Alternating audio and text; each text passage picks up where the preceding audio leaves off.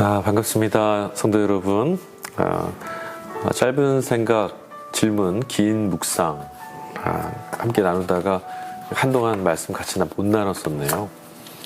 오늘부터 몇 가지 주제들을 다시 설정해서 여러분과 신앙에 어떤 도움이 될 수 있을 만한 우리들의 질문과 그 질문에 대한 신앙적 해답에 대해서, 답변에 대해서 함께 고민해보고 함께 말씀을 나눠보도록 하겠습니다.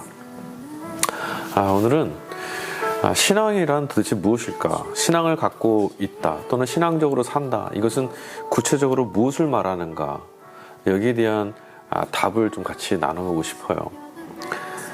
신앙생활을 오래 하지만 가끔은 회의가 들 때도 있죠. 공허함이 밀려올 때도 있습니다.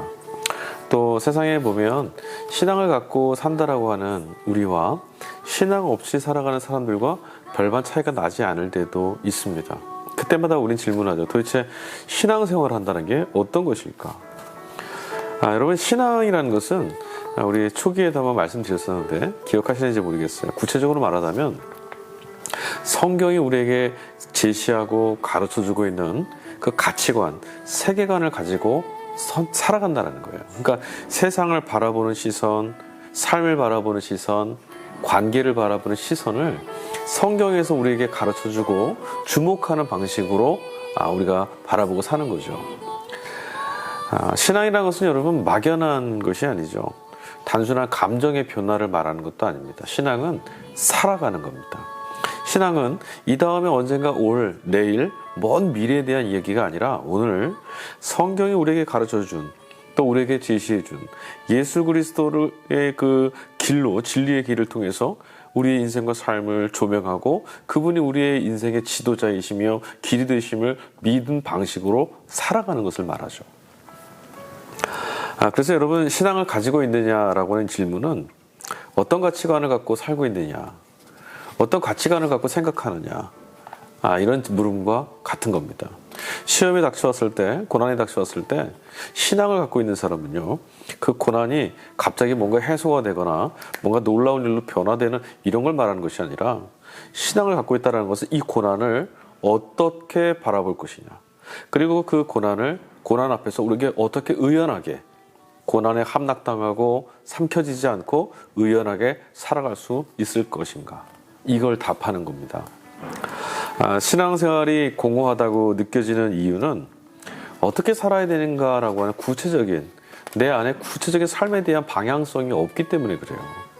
우리가 신앙생활을 한다고 말하는데 대부분은 설교를 듣거나 교회에 함께 참여해서 예배를 드리거나 교회 활동을 하는 것이라 생각합니다.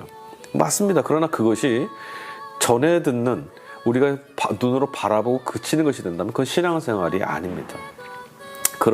우리의 예배의 언어, 교회에서 함께 나누는 그 언어들을 내 삶의 언어로 가지고 와야 됩니다. 다시 말씀드리자면 이것을 우리 각자가 직면하는 삶에서, 각자가 마주하는 사람들 속에서, 그리고 오늘 우리 모두가 같이 버성거리며 살아가야 되는 이 세계 안에서 어떻게 우리의 언어로 바꿔갈 수 있겠는가.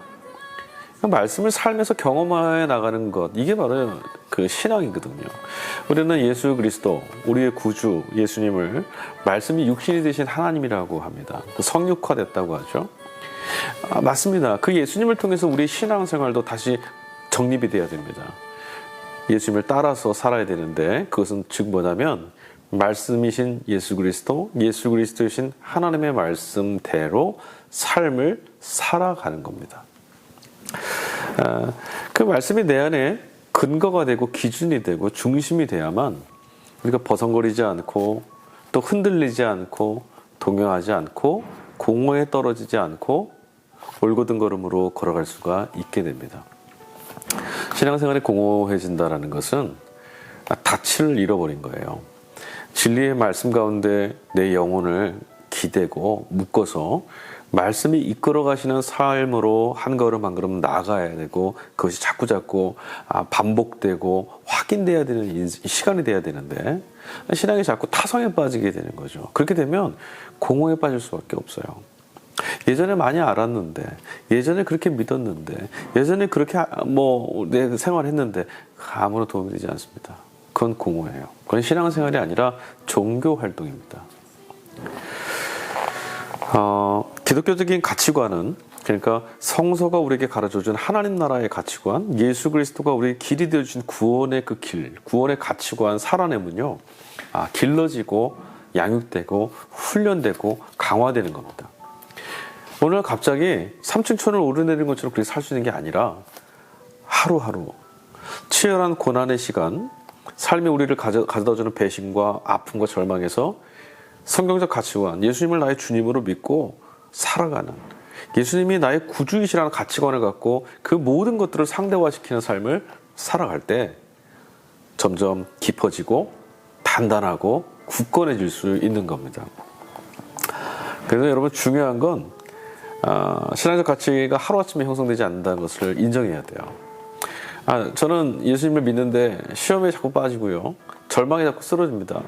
그렇죠. 그 가치관이 우리 안에서 든든한 길이 아직 못 돼서 그런 거예요. 그러나 여러분, 매일매일 화초를 키우듯이 정성을 다해서 나의 영혼을 진리 안에서 성장할 수 있도록 돌봐줘야 되는 것이 우리의 의무입니다.